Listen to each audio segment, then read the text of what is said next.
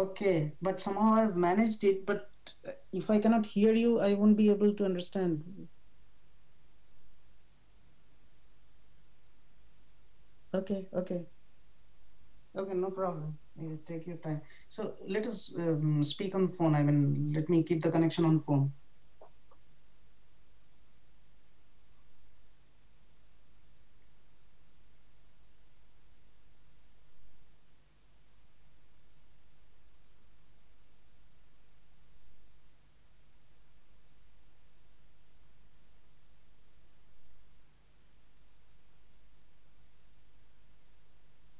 Okay. No.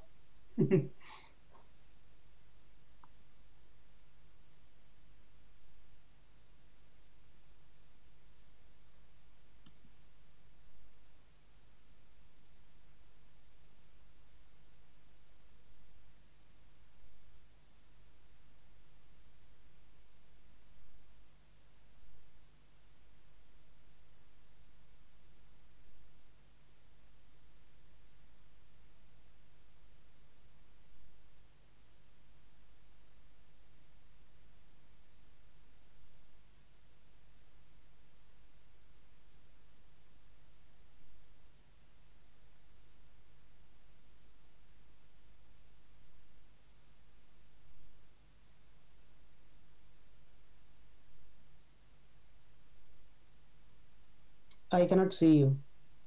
I cannot see you. Hmm. Actually, I don't need to see you. If I can hear you, that's all. I cannot hear you too.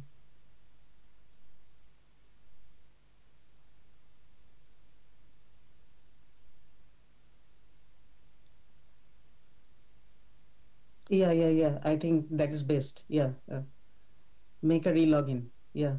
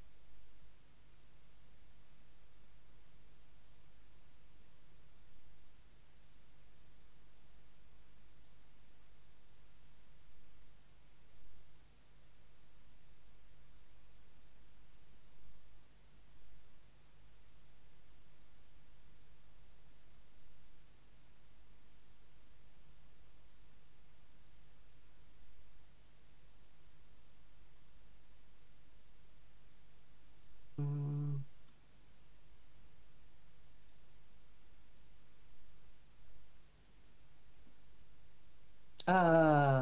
yeah. Now I can see you.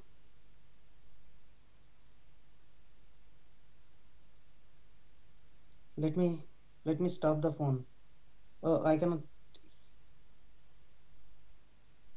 I I cannot hear you. I can see you. I can see you all, but I cannot hear you.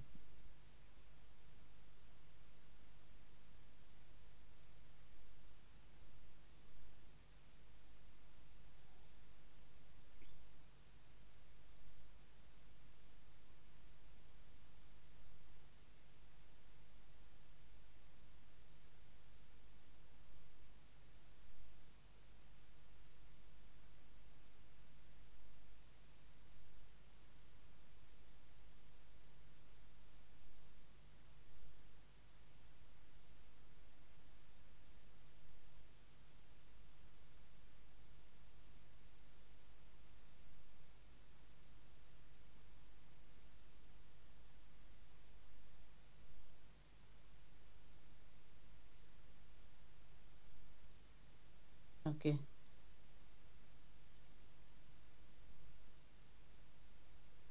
Okay. Hmm.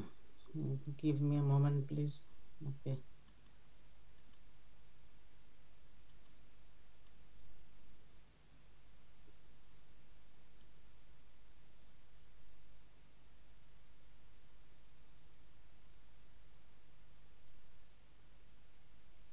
So Mrinma is starting. Okay.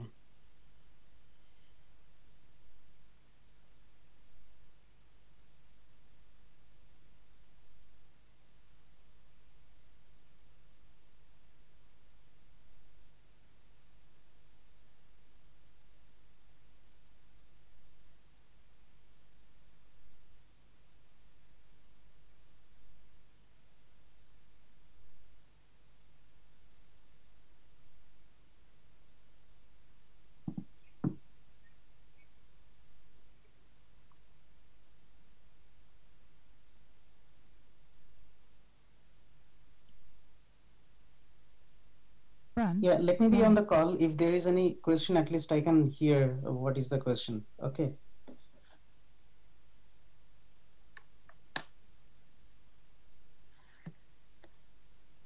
So, sorry about all these technical issues. I thought that I would get to know all about you. Can you hear me? Okay. So, mm-hmm.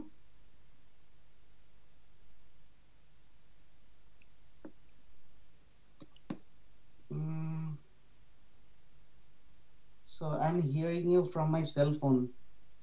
That is the maximum level permitted.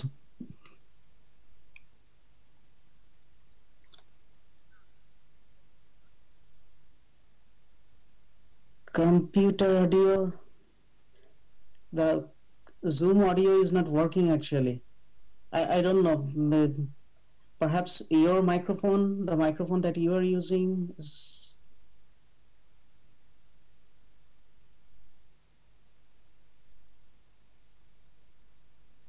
okay. So let me continue.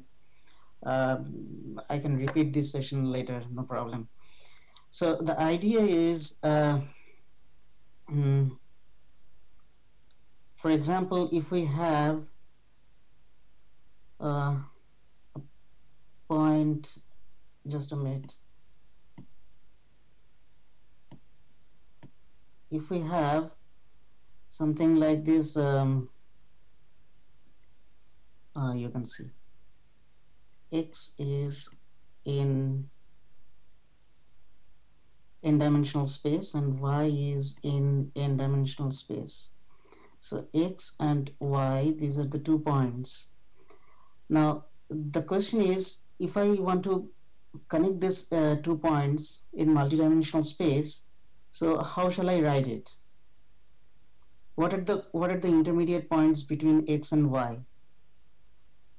It should be something like alpha x, beta y, z, where z is a point in between x and y. Alpha is greater than equal to 0, beta is greater than equal to 0, and alpha plus beta equal to 1, right?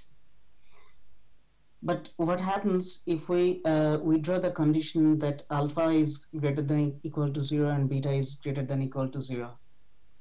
Then we don't, we not necessarily get the points in between x and y. We start getting points beyond x and y. And this is what we call an affine set. So convex set is a special case of affine set where we restrict the this condition, alpha is greater than equal to 0 and beta is greater than equal to 0. So if you understand this concept, you pretty much understand, you are going to understand everything that I am going to say now. So what is the definition of convex set? Definition is a set C belongs to n-dimensional space, and that is convex if for any x, y belonging to C, and this condition holds 0, alpha belongs to 0, 1 interval, the point. So remember what I said, x and y, and their combination such that this coefficient of x and this coefficient of y sum up to 1. If this happens, then we get a line segment, and the line segment belongs to C. So for any x and y, if the line segment belongs to C, such set of xy is called a convex set. Something like this. Something like this is not convex because a point here and a point here, their convex combination is not belonging to this set. So because they are not belonging to this set, this is not a convex set.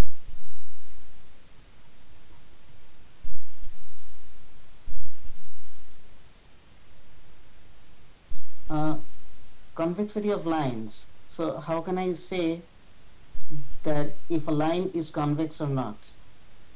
A line in n-dimensional space is a set of the form this.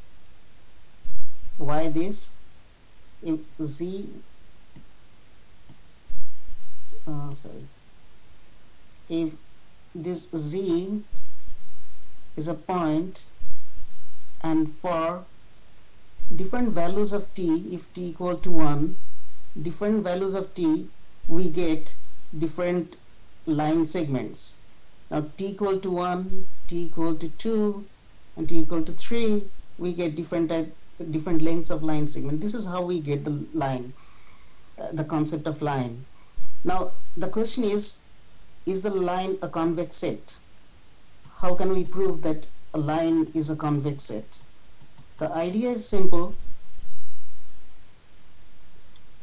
If x and y belongs to the line, then their convex combination also belongs to the line.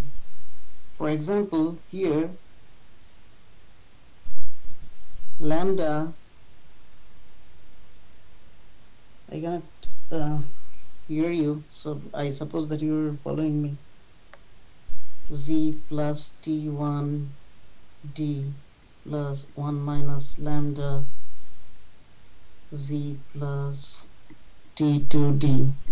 So this is x and this is y. Both x belongs to the line, y belongs to the line. Their convex combination, you can show that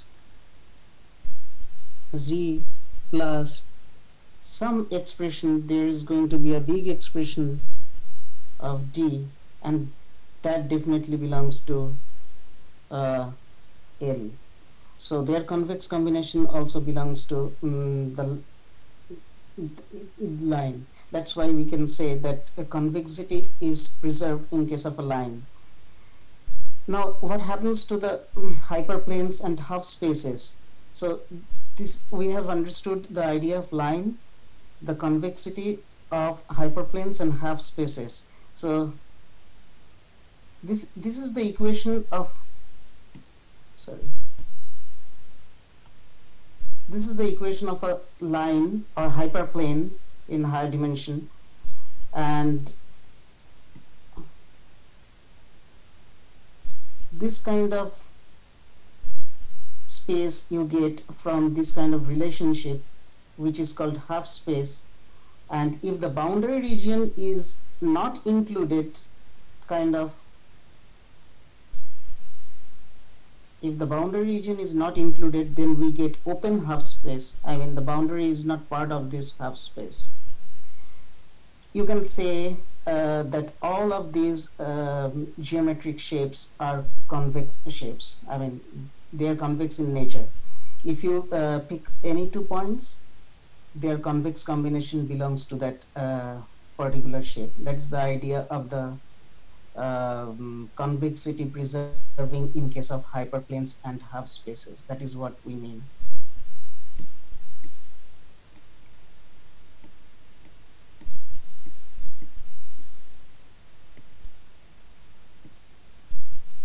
So convexity of balls. What do we mean by balls?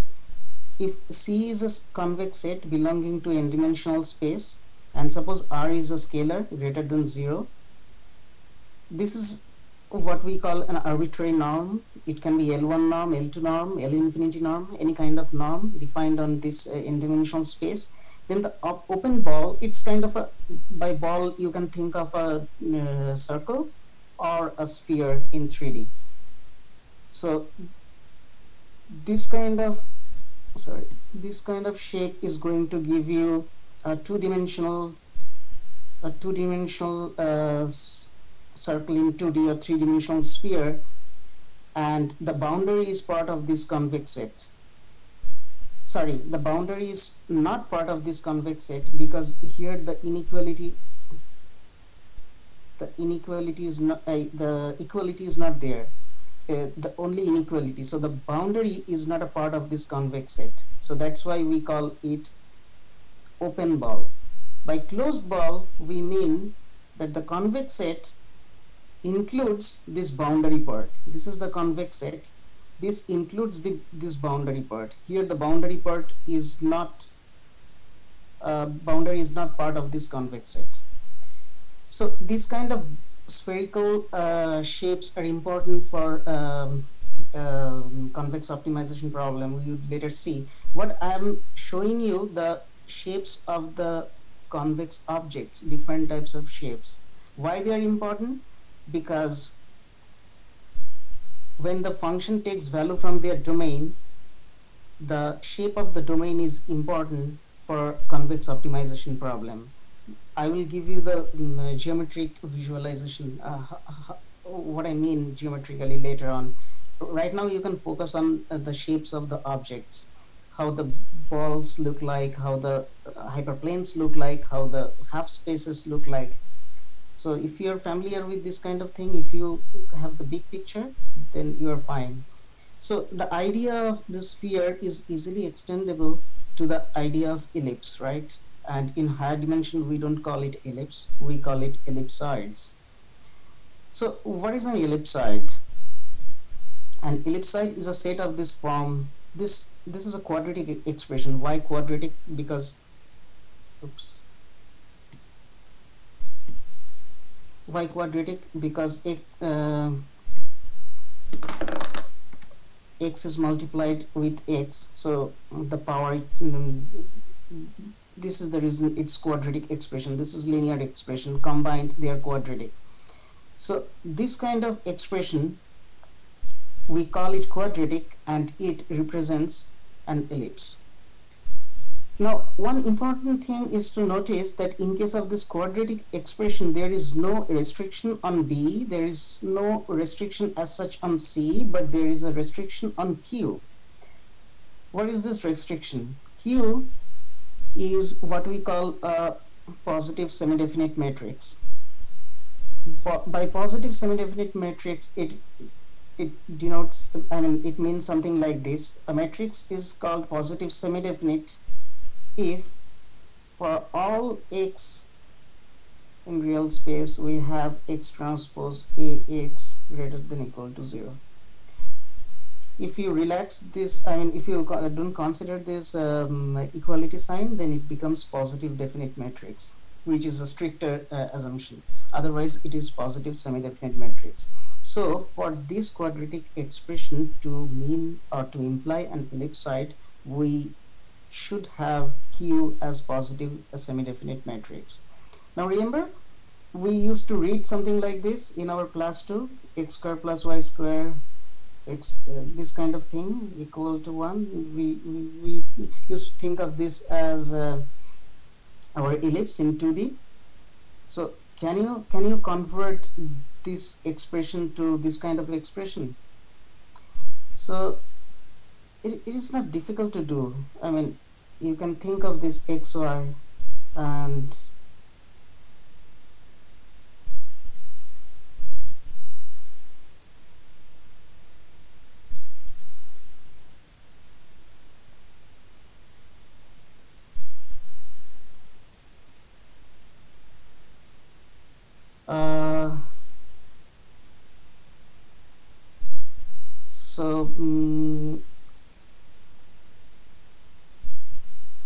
and what you get is actually this kind of thing. And 2B transpose X, here B is 0,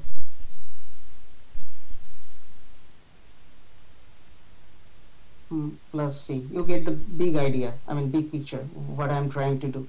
So this is the capital X transpose, this is the Q. You can verify the results if I'm making any mistakes. and 2b transpose x plus c. If if since I can convert this expression to this expression, the quadratic expression, I can say that it is ellipse. Indeed, it is ellipse because we have seen this kind of shapes in our class too. So the idea of ellipsoid is, I hope that it's clear to you. Now, algebraic operations with convex set. So if you have, if you have this kind of convex objects like these and these, their intersection, which is this, is convex. So what I have shown you are the elementary convex shapes like ellipsoids, spherical objects, and then the ellipsoids, balls, and the hyperplanes, hyperspaces. Now, what we are trying to do right now is kind of combining these shapes and trying to come up with more complicated shapes. And we are following some algebraic rules which can ensure us that this kind of combination would give us convex sets once again. So if C1 and C2 are the convex sets, if you make an intersection of them, I'm definitely going to have a convex set. This kind of sum and addition, where you pick a element from a convex set C1 and you pick an element from another convex set C2, and if you multiply, if you add them, the resultant set is going to be convex again. So summation and addition, they also preserve convexity. This kind of idea is interesting. Given two sets C1 and C2, what would be their Cartesian product?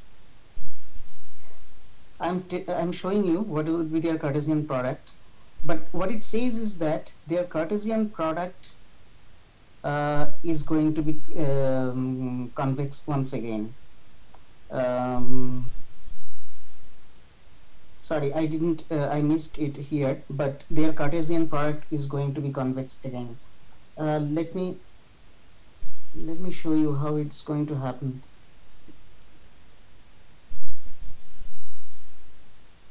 So, what is the Cartesian product? For example,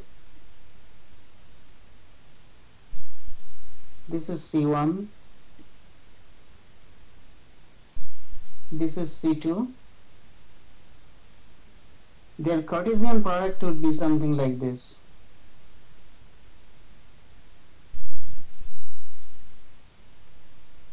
You can see how their this C1 and C2 is combined into a Cartesian product and giving this kind of shapes. So the idea is their Cartesian product would also be a convex.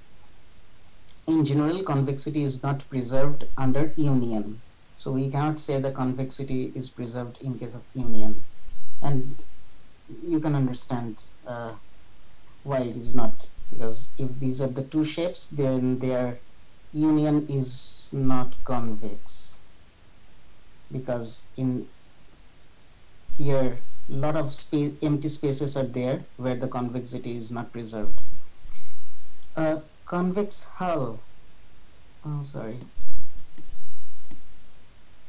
So given k vectors, a convex combination of these k vectors is a vector of the form.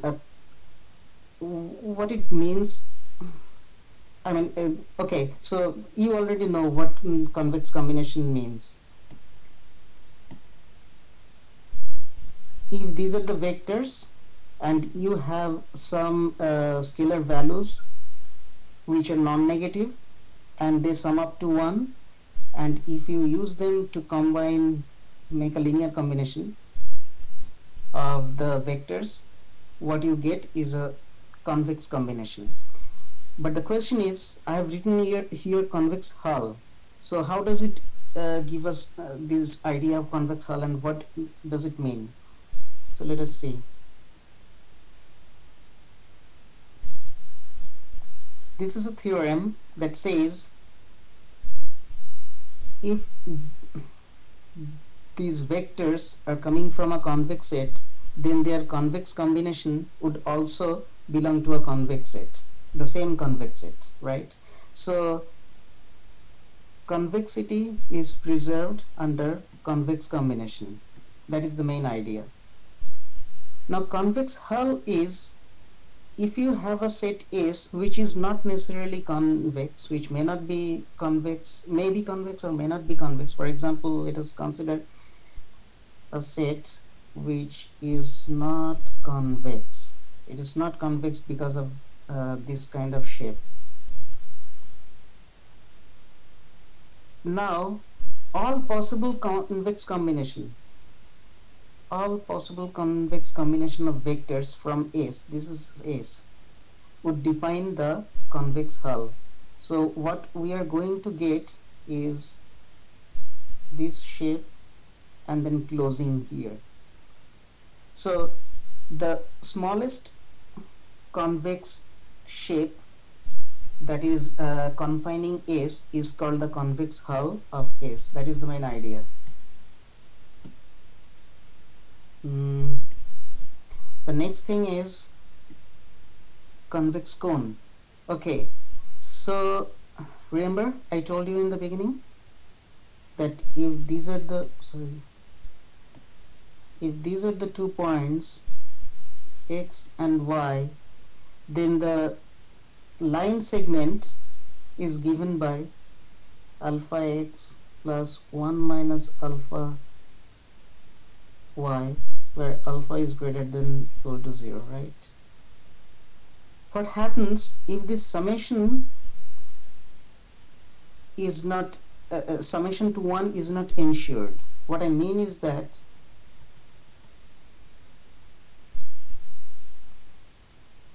I take this kind of combination, I take this kind of combination alpha X beta Y,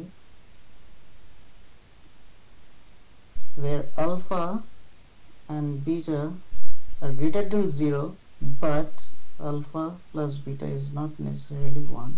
What happens? If the other way, I mean we have seen it the other way, where alpha plus beta equal to 1, but alpha and beta could be anything, positive or negative. In that case we get a line and a affine set, right? But here it's the opposite. Alpha and beta is greater than equal to 0. Alpha plus beta is not necessarily 1. What do we get? In that case we actually get what is called a cone. Oops, sorry.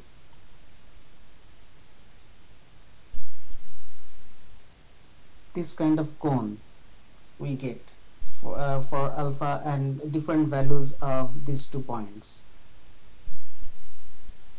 This is what we are going to see now.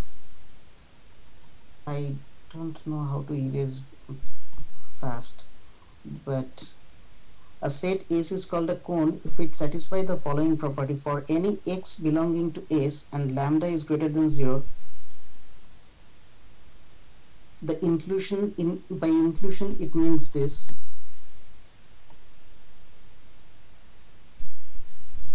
a set S is a convex cone. So what does this mean? This is actually elegantly expressed in this kind of in this particular lemma, that a set S is a convex cone if and only if these two things hold. This is actually the idea of linear combination, where if you add these two things belonging, if X and Y they belong to S, if you add them up they should also belong to S. And if X belongs to S and if there is a non-negative multiplier, if you multiply X with this non-negative multiplier, then that should also belongs to S. If these two conditions hold, then we get the idea of convex cone. Now you are familiar with this kind of relation, right? Linear systems, A x greater than equal to less than equal to 0, which are the half spaces. Now the idea is they define a convex set. This is a claim. Why they define a convex set? Because we have seen in the past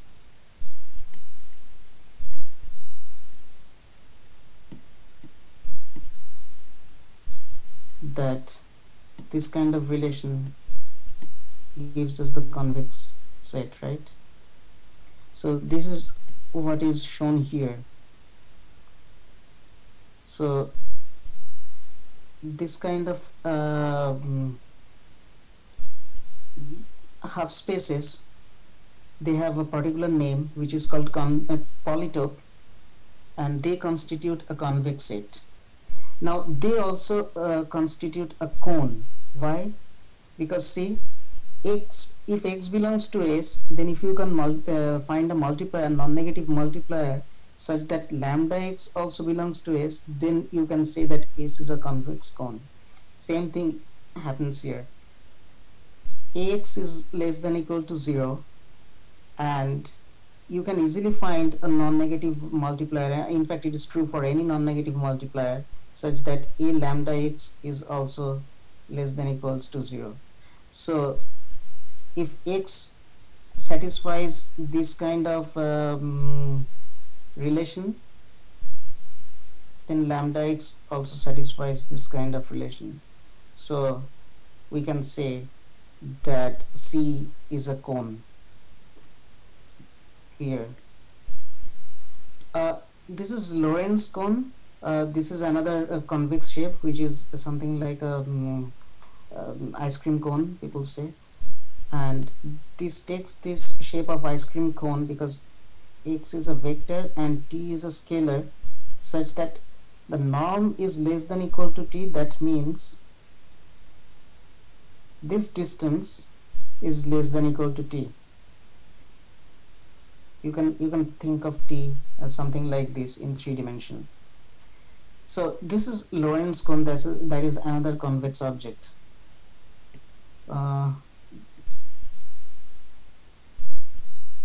Here, like other convex combination, we get another combination for conic objects, which is called conic combination.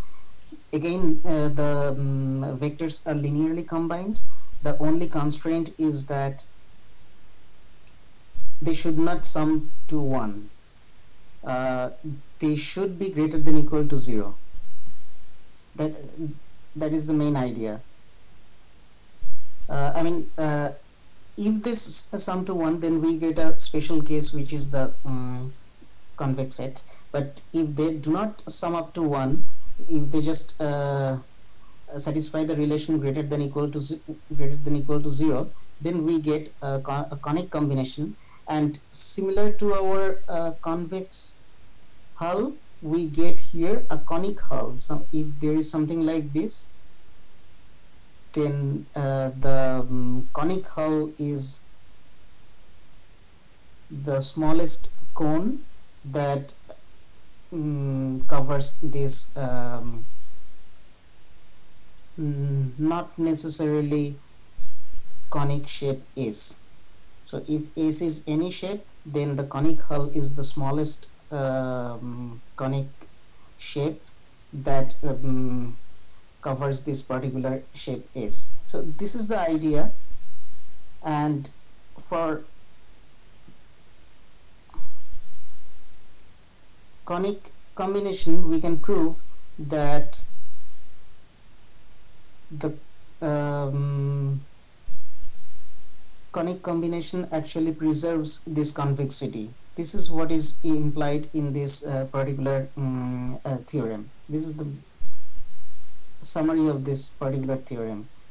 Now there is something called basic feasible solution. Basic feasible solution is kind of algebraic characterization of what we say a magnificent geometrical property. So let me read it out. I don't know if you would understand it, but you can definitely visualize it in the next page. Basic feasible solution means if we have this kind of hyperplanes, this kind of linear systems, then suppose the rows of A are linearly independent, then X is a basic feasible solution of P, uh, this set,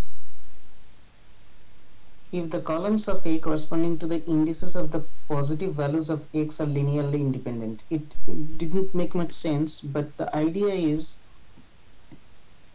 if S be a convex set, a point X belonging to S is called an extreme point. So the basic feasible solution is the algebraic characterization of this extreme point. And the idea is this: if this is the convex set, then a point X is called extreme point if there do not exist two different points which can be linearly combined to give the extreme points. I mean, the extreme points cannot be linearly combined by any other points. It's obviously true, right? You cannot find any two points that would give linear combination to produce this kind of point. So this kind of point is unique. Sorry, I lost the phone connection. I don't know if you are able to communicate. I guess I'm running short of the balance on my cell phone. So let me continue here. I can repeat this thing. You can get a broad picture of the theory. And since this is a little dry, you may need a second iteration to internalize this well. This is so the extreme points, as I said, characterizes algebraically the basic feasible solution. The idea is this: the extreme points are the vertices of this convex set. Now, there are some remarks. Set of extreme points consists of all the vertices, and none in the set can be represented as a non-trivial convex combination of two different points in S. So, as I said, this cannot be represented by two different points in the set. They are always unique. So, does every polyhedron have extreme points? The answer is no, because the hyperplane doesn't have an extreme point. Now, as I said, that extreme points in basic feasible solution are kind of there exists an equivalence. So the basic feasible solution is what you get algebraically when you try to visualize the extreme points. So this actually claims the equivalence. They are equivalent objects, equivalence between extreme points and basic feasible solution. The idea is, if you have a system of equations like this, then they would become active when the inequality is replaced by equality. Now, a solution in P is called basic feasible solution if and only if it has m linearly independent active constraints. I mean, all the constraints are linearly independent and active. The next thing is, so we have covered the convex sets. Now it's the convex function. So what is the big idea that I am trying to convey here? I have shown you some weird shapes and I am claiming they are convex sets. What I am trying to do? So idea is this: we have learned mapping in our class too, right? So these are the domains the mapping or the functions take value from. So if we understand the shapes of these objects, then we can say many things about the functional behavior, and this shape of these objects are related to what we have just studied, that is called convex sets. Now, what about these functions that use these shapes as domains?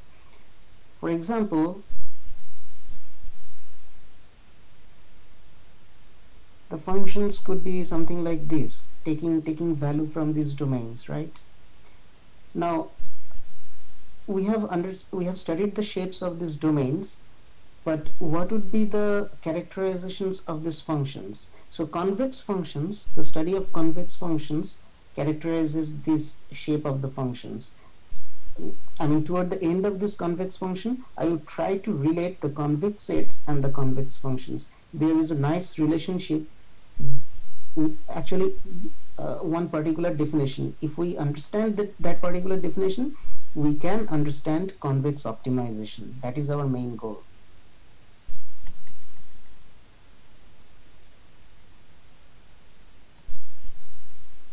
Uh, so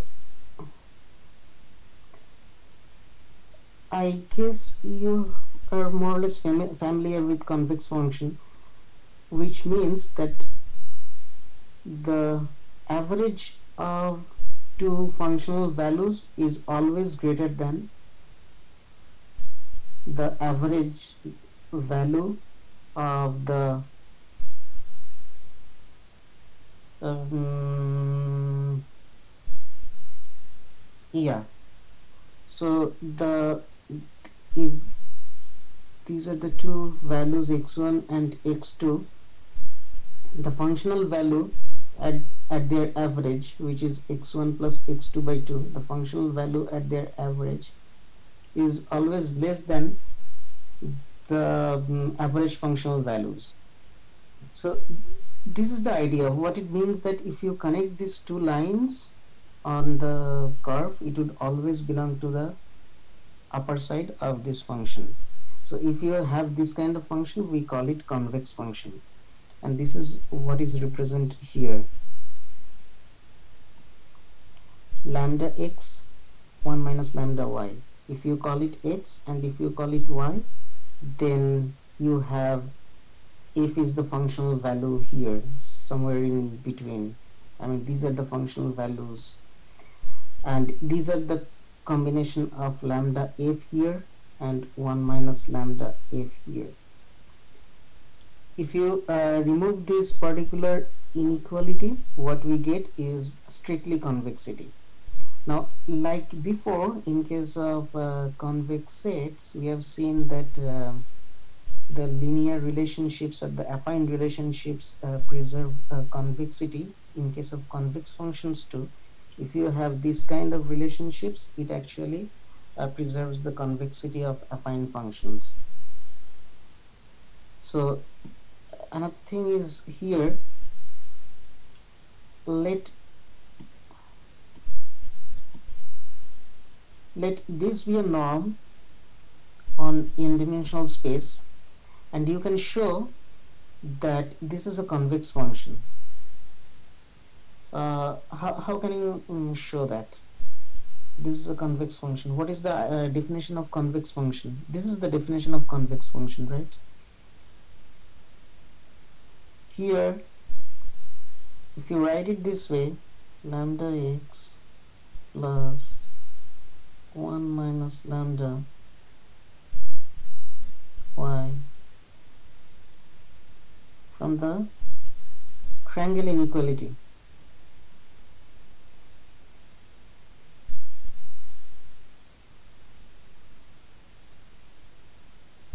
And then lambda is a scalar, so it comes out.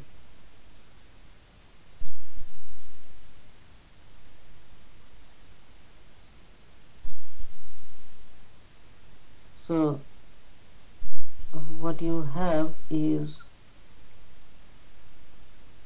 the same relation here, right? And this is the reason we have the convexity is preserved in case of norm.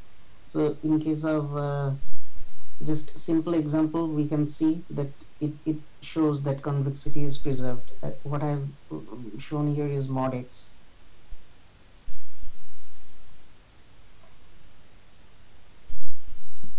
Now a function is concave if minus of f is convex. You perhaps know this trivial information. An affine function is both concave and convex. So why affine function is both concave and convex? So you can tell me. I cannot hear you. I would have asked you a question here. Um, how you can prove that an affine function is both concave and convex? Perhaps you can take it as a homework. Since we don't have an interactive session, so let me cover the mathematical part as fast as possible. Then I would show you the more interesting part. I mean, how we can use these mathematical ideas to get to the fun part. I mean, the coding part. So here, this kind of relationship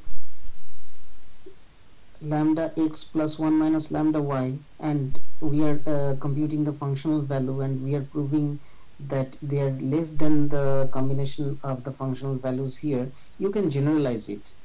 If you generalize it, you would get what we call Jensen inequality, and this is the Jensen inequality.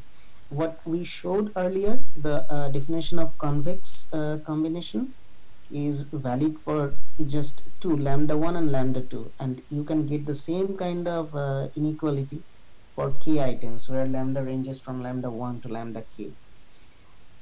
This is called Jensen inequality, and it is used in many places for deriving the bounds of the convex function. Now, the first order characterization, what does it mean? It means that if f is a convex function, if f is a convex function which is no,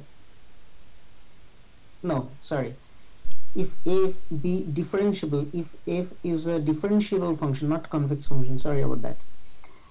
If f is a differentiable function defined on a convex set, remember I was trying to establish this relationship, convex set, and then this is the domain and the range. So I would keep referring to this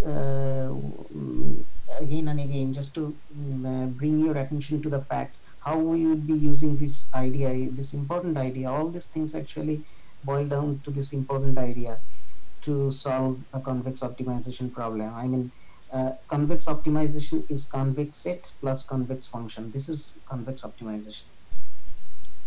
Now, if f is a differentiable function defined on a convex set, for example, this is the convex set, and you define a differentiable function f, then f is convex over C if and only if this relationship holds. What does it mean? For example, you define a convex function, something like this.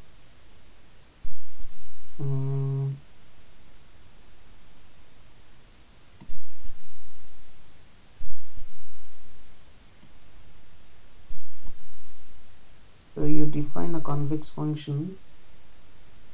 So let me erase this.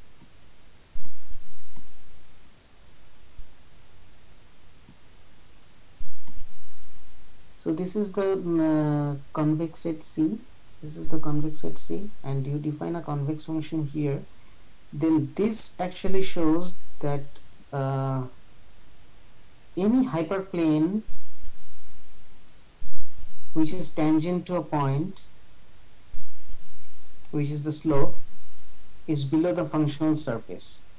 Any hyperplane. So what does it mean? It means that you have got a lower bound on this convex function. Sorry, on this function f. Now, if this is true for any hyperplane that is tangent to a function is the lower bound of the function, then what we get is a convex function inference. So we can definitely say that we are looking at a convex function f. This is the main idea. Look here, I am not using this kind of gradient fx equal to 0 because this is necessary but not sufficient condition. It may or may not be the case, indicating that we are looking at the convex function. That's why this is a stronger relationship that we are looking at. Second order characterization is when you see the Hessian, I mean the second order derivative. You can compare this thing, you can draw similarity with your class 2 level. That if f be twice differentiable function, what we used to do in class 2, if t2 t2x ty2 greater than 0, something like this. So the vector equivalent of this is this matrix. This is actually a matrix del 2 fx, grad 2 fx we call it, and we are saying this is semi-definite. So the matrix equivalent of this kind of relationship is positive semi-definiteness or semi-definiteness. If you semi-positive semi-definiteness or positive semi-definiteness. What it means is that this is called semi-positive semi-definite, positive semi-definite. I'm confusing these two terms again. Positive semi-definite, and this is called positive definite.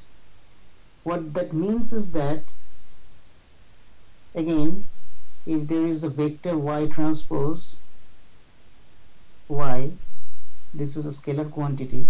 If you multiply this quantity, matrix multiplication, and the result is greater than or equal to 0, you get positive semi-definite, and if it is strictly greater than 0, you get positive definite. And you can compare this with the second order relationship in univariate calculus. This is the same thing. And if we have this kind of positive semi-definiteness, then we can say that we are looking at a convex function. This is the idea. And then operation preserving convexity. Again, non-negative weighted sum of convex function is convex, maximum of convex function is convex, and then convexity is preserved under affine change. I mean, if f is a convex over convexed this, and a and b are two, a is a transformation matrix and b is a vector, then if you combine the y with this new relationship affine combination, then again that would ensure convexity. Now the important part is that when you are going to solve convex optimization problem, you have to see this kind of expression. You have to look at this kind of expressions, and you have to figure out if these are convex or not. So any weird looking convex, any weird looking expressions, you should try to split them into elementary convex functions. Like this is quadratic expression, right?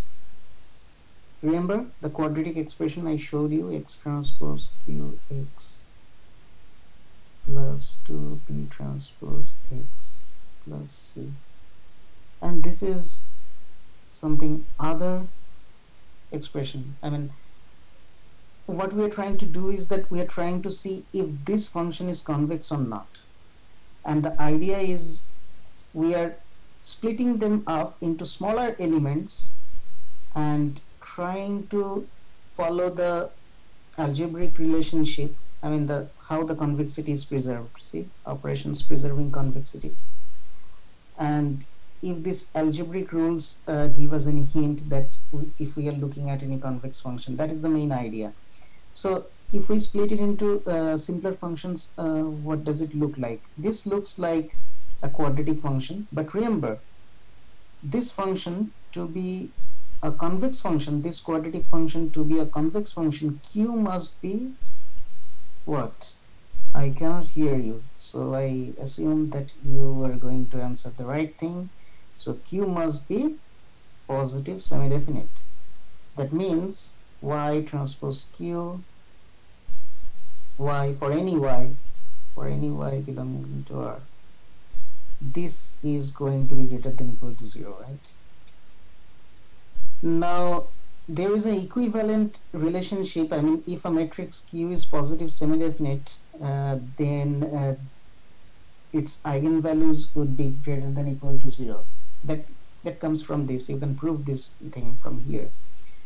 Now, is it so? I mean, if we organize this matrix in terms of this expression, what we get is 1,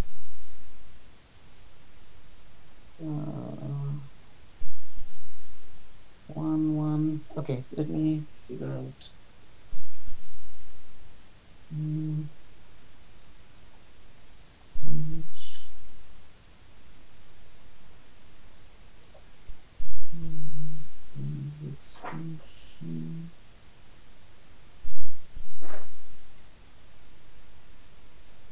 yeah, 1, 1, 1, 3, and this is the matrix, the Q matrix, and its trace is 4. Actually, I intended to ask you all these things, but I couldn't get you on board, so let me work out those math myself. So trace is 4, and the determinant is, what would be the determinant? 2. Del is 2. So trace, you can prove that if alpha and beta are the eigenvalues of this matrix, then alpha plus beta equal to 4 and alpha beta equal to 2. Since I said that for positive semi-definite matrix the eigenvalues are greater than equal to 0, then alpha beta is greater than equal to 0 means either both alpha and beta are positive or both alpha and beta are negative. Alpha and beta cannot be both negative, because when we are adding we are getting a positive quantity. So this is how we indirectly verified that Q is positive semi-definite, because the eigenvalues give you their product and their sum are both greater than 0. So since Q is positive semi-definite, this is a convex quadratic expression. What about this? E to the power x is a convex function. Convex function. And this is just a simple linear relationship, x1. It could be alpha x plus beta or something like this, affine relationship. So indeed we get that this is convex function, this is convex function, and how can we ensure that the sum of two convex function is a convex function? It says non-negative weighted sum of convex function is convex, so the resultant function is convex. This is how you prove that the convexity is preserved. Composition is little tricky. We will discuss composition later, because it should be interactive, otherwise I cannot explain you how the composition is happening. It's pretty subtle. You need to look at this thing. This composition, if hx is the composition of f and g, it would be convex if either f is non-decreasing or if gi is affine function. So if gi are the affine functions like we have here, if gi are the affine function, then the composition is going to give you convex function. But if gi are not affine function, then f must be non-decreasing function. F cannot be just increasing convex like function. I mean, there are examples we can follow next for understanding this thing. Let us move ahead. So here we are coming to the interesting parts. So thank you for bearing with me this long. It was a drive, but now onward it is going to be interesting.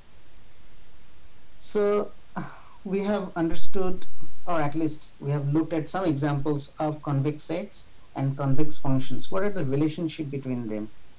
So that if you understand this slide, you are going to understand what I am going to show you, the convex optimization, later. So the relationship between the convex set and convex function lies in two concepts, two ideas. One is epigraph, another is level set. So what is epigraph? Epigraph means the space above a function. I'm not referring to this f. I'm not referring to this f as convex or not. Let us forget this. We will come to it later. The space above f is called the epigraph. You see, epigraph is defined is defined by y and x. X is the domain, and y is the value here such that y is greater than equal to fx. I mean, a particular value could be y1, x1. X1 is here, and y1 could be here. Y1 is greater than f. So this space is the epigraph. Okay, we have understood epigraph. We would come to it later. The next thing is level set. What is level set? Level set means that, again, I am not referring to any convexity property of function. I am assuming it's a general function. Given a scalar alpha, any alpha, that is a value, I am looking at the domain of f where f is below this value alpha. So I am looking at the domain. This is the domain. This is the domain of f that gives values which are less than alpha. That is called the level set. So by level set we mean the domain. See here, the level set means the domain where the functional value is less than alpha. Now how they are related? You can show that epigraph and level set of a convex functions are convex sets. If this is a convex function, you are going to have a epigraph that is convex. You are going to have a level set that is convex. For example, you can forget for now you can forget this part, but this part is important. I said that the level set is convex for convex function. Level set is convex for convex function. Why it is important?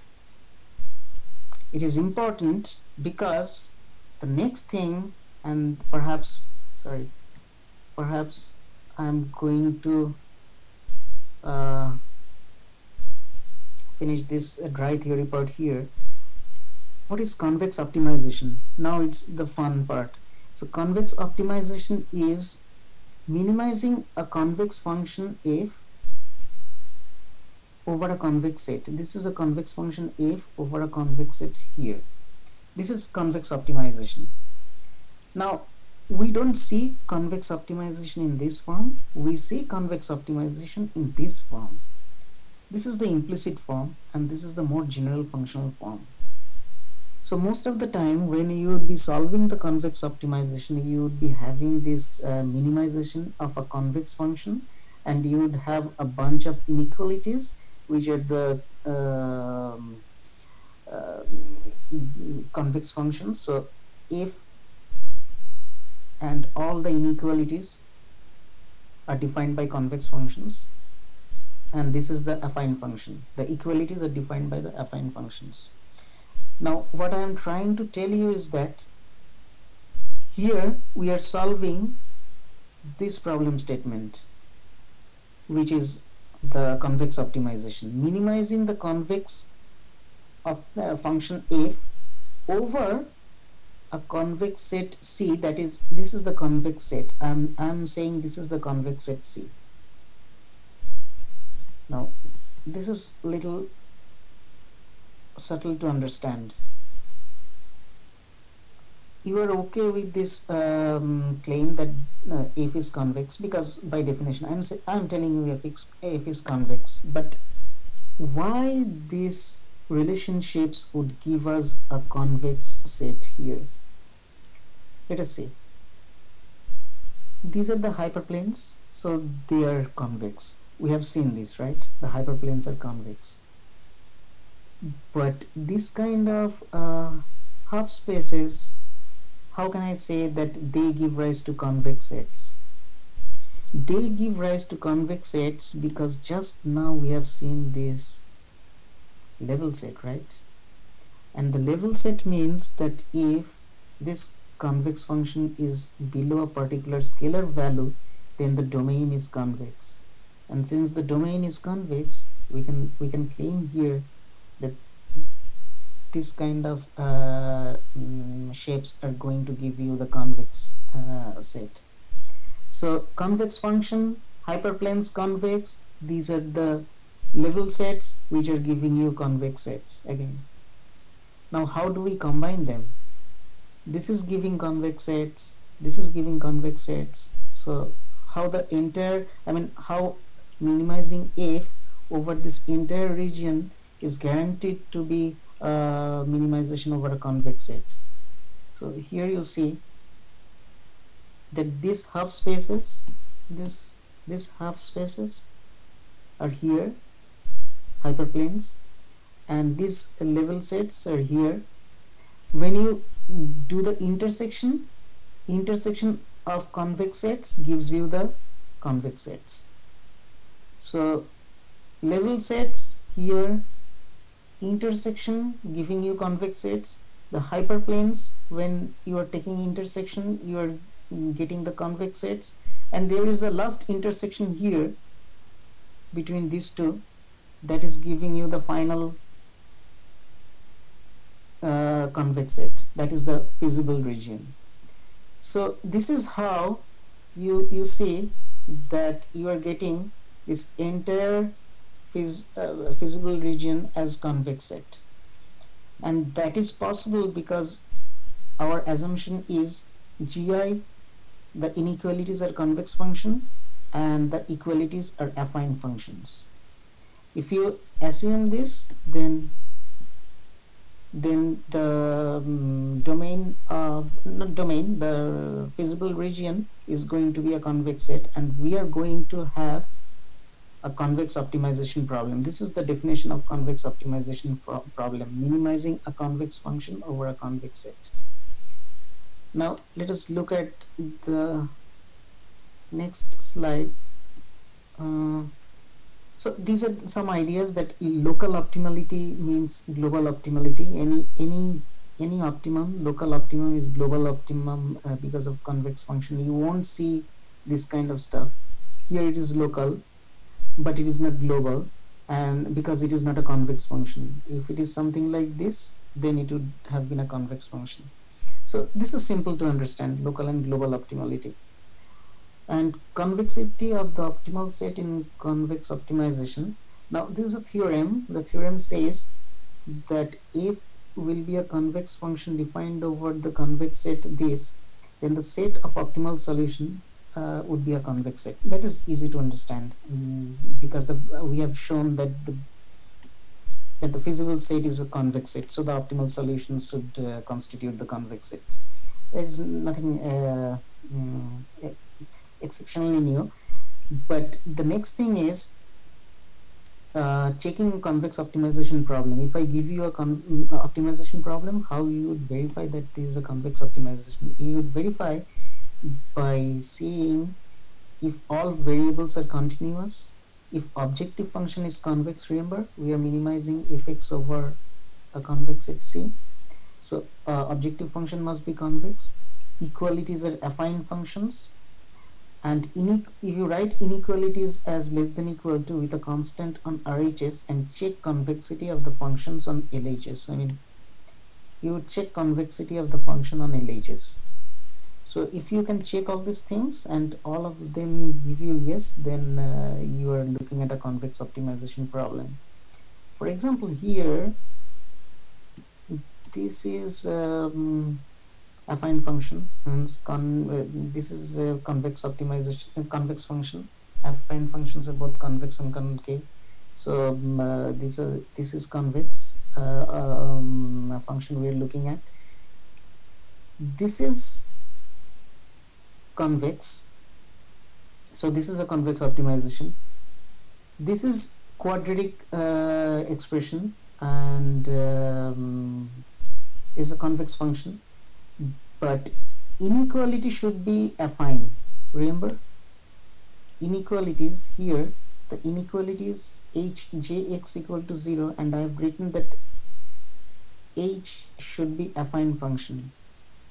The equality here, the sorry, did I say inequality or equality? Perhaps I confused you. The equalities are affine functions. So here the equalities are not affine functions. They are not linear functions. So this is not a convex optimization problem. I'm running short of time, so I'm kind of hurrying. Some examples of convex optimization is linear programming. This is affine function. Sorry, this is affine function, and these are the half spaces, and therefore their affine means convex, and the equalities are affine. That's why linear programming is a convex optimization problem. Constraints and objectives are affine and hence convex. Convex quadratic optimization, again we need to check that this is convex function. And how do we know this is convex function? In order to be a convex function, this must be positive semi-definite Q matrix, and the area, the set that we are optimizing this function on should be convex, and this is guaranteed by these half spaces, right? So this is convex quadratic optimization problem. QCQP, they are not in general convex. They are characterized by convex function, convex inequalities.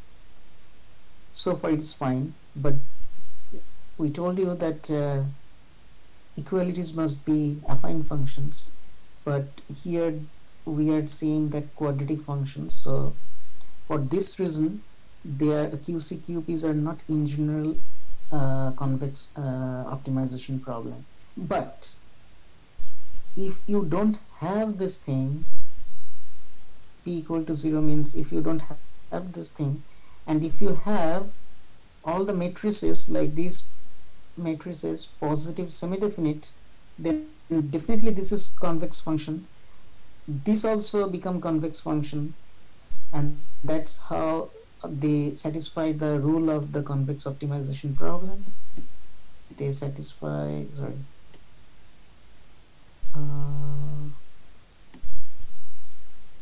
okay, they satisfy the rule of convex optimization problem here, because minimizing a function over a convex set, and under this particular assumption, when there won't be any inequalities, when there would be only this quadratic expression and this quadratic inequality, then we can say that QCQP are convex, and that particular class of problem is known as convex QCQP.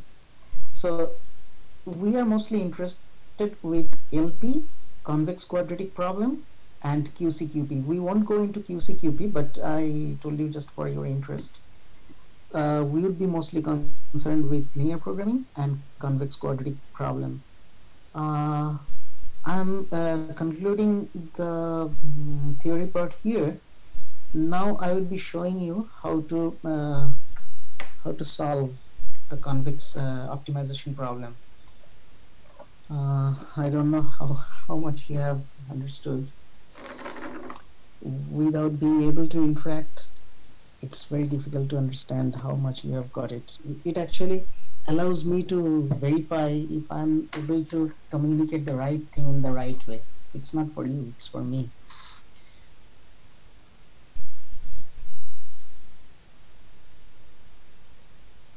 Oh, I see a message that we have 10 more minutes. Okay, let me call you.